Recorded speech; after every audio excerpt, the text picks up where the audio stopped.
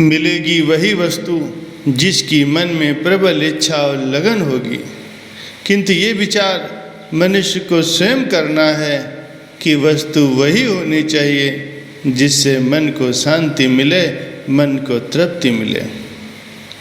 वो तो मात्र एक सच्ची भक्ति ही है।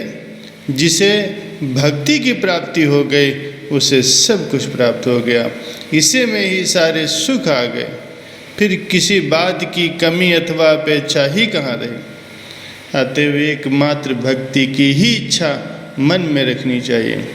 श्री कबीर साहब जी अपनी वाणी में ये बतलाते हैं कि भक्ति का दान सद्गुरु की दया से ही प्राप्त हो सकता है। अतएव भक्ति की याचना संत सद्गुरु से करनी चाहिए। वे ही भक्ति के दाता हैं। अन्य सब सांसारिक सुख, रसभोग और माया के पदार्थ तो संसार से प्राप्त किए जा सकते हैं, लेकिन भक्ति जो विशुद्ध है, दुर्लभ पदार्थ है, वो केवल सद्गुरु की शरण में जाने से ही प्राप्त होती है। अन्य भोग जितने भी हैं वो जीव जन्मों जन्म तक भोग चुका है और ये अनुभव कर चुका है कि उनमें सुख शांति कदापि नहीं। इसके अतिरिक्त ये भोग पदार्थ तो सुगमता से सबको ही प्राप्त हो जाते हैं। दुर्लभ संयोग तो केवल पूर्ण सद्गुरु के मिलने का है, जिनसे भक्ति का दान पाकर के जीव शांत और तृप्त हो जाता है। बार बार नाते मिले 184 माह, सहजो सतगुरु ना मिले पकड़ निकासे माह। संत सहजोबाई जी कथन करती हैं कि अन्य सभी रिश्ते नाते, संसार के सभी भोग पदार्थ 84 लाख योनियों में बार बार मिलते रहे और मिलकर बिछुड़ भी गए।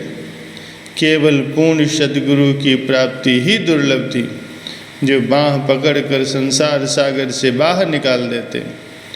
जब पूर्ण सद्गुरु की प्राप्ति हो गई तो फिर संसार के बंधनों से मुक्त होने में विलंब कहाँ। पूर्ण सद्गुरु के मिलने से मनुष्य में क्या परिवर्तन होता है, ये कि पूर्ण सद्गुरु शिष्य के मन से सांसारिक भोगों की तृष्णा को मिटाकर उसके मन में भक्ति को बसा देते हैं। जब मन में भक्ति का निवास हो गया तो फिर दुख, क्लेश, चिंता आदि सभी कपूर हो गए। भक्ति ही सर्वोत्तम मूल्यवान पदार्थ है। भक्ति में ही सबसे बढ़कर बड़ाई और प्रतिष्ठा है। भक्ति ही समस्त सुखों की खान है और भक्ति ही वो अनमोल तत्व है जो हमारी सभी मौलिक मांगों को पूरा करने में समर्थ है। जिसके मन में सद्गुरु की भक्ति का निवास है तो फिर उससे बढ़कर मान प्रतिष्ठा भला किसकी होगी। मनुष्य जिस सांसारिक मान बढ़ाई का दीवाना है वो सच्ची बढ़ाई नहीं है। जिस मान बढ़ाई की खातिर आत्मा को अनेक जन्मों तक नीच योनियों में भटकते हुए दुख कष्ट सहन करने पड़े, वो फिर बढ़ाई क्या हो।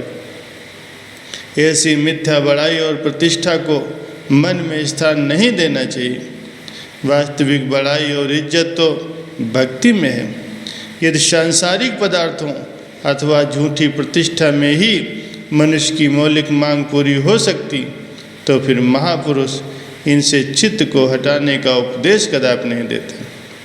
किंतु महापुरुष तो बार बार यही उपदेश करते हैं कि सभी सांसारिक कामनाओं को त्याग कर विशुद्ध भक्ति की कामना को ही मन में निवास लो। यही मनुष्य की मौलिक आवश्यकता तथा मौलिक मांग की पूर्ति की सामग्री है। ये कथन उन महापुरुषों के हैं जिनके निर्णय में किसी भी प्रकार की सुधार की जरा से भी गुंजाइश नहीं। ये सत्य हैं और अटल हैं। सांसारिक व्यक्तियों के निर्णय इस विषय में किसी भी प्रकार से स्वीकार्य नहीं। संसारियों का दृष्टिकोण कुछ और होता है, जबकि महापुरुषों का दृष्टिकोण कुछ और है।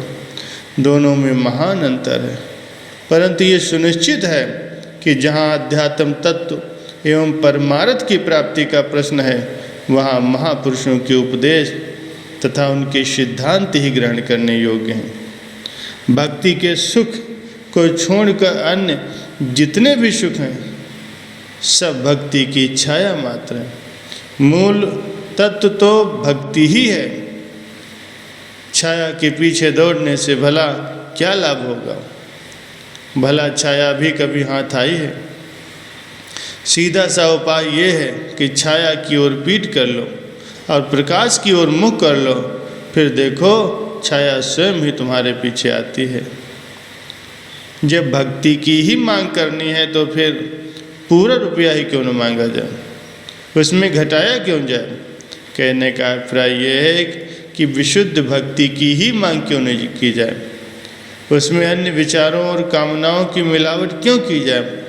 छोटी मोटी वस्तुएं, सांसारिक पदार्थ और इंद्रियों के सुख मांगना तो इस प्रकार से है जैसे कोई रुपया न मांगकर पैसा अथवा आना दुआना मांगे। अन्य शब्दों में ये कि मन में थोड़ा बहुत स्थान अगर भक्ति के लिए है तो मन की अधिकतर रुचि पहले की तरह ही माया के पदार्थों की ओर है।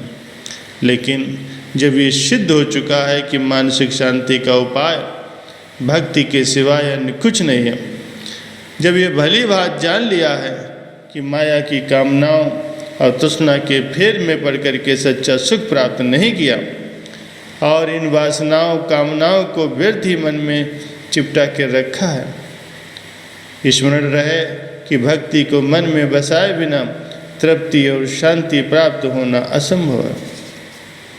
अतएव इन सभी कामनाओं को एक ओर रखकर बुद्धिमान मनुष्य को चाहिए कि केवल भक्ति की ही चाहना करे, जो कि समस्त सुखों की खान है। अपनी मौलिक मांग और मौलिक आवश्यकता तो तभी पूरी होगी जबकि भक्ति की प्राप्ति होगी।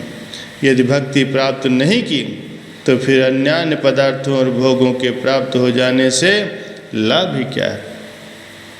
इसीलिए महापुरुषों का उपदेश है कि सबका मूल जो भक्ति है मनुष्य उसी की कामना करे। सब आए उस एक में, डार पात फल फूल, अब कहो पाछे का रहा, गह पकड़ा जम्मूल। कबीर साहब जी फरमाते हैं जब वृक्ष के मूल को ही पकड़ लिया तो फिर शाखाएँ फल फूल पत्ते सब उसी में आ गए। अब उन्हें अलग से पकड़ने की भला क्या आवश्यकता है? इसी प्रकार जब भक्ति की मांग की गई तो सभी मांगे उसी एक में पूरी हो गई। जब भक्ति प्राप्त हो गई तो मानो सभी सुख, सब प्रकार के रसों का भंडार प्राप्त हो गया। अभिप्राय यह है कि समस्त कामनाएं पूरी हो गई, सब कुछ प्राप्त हो गया।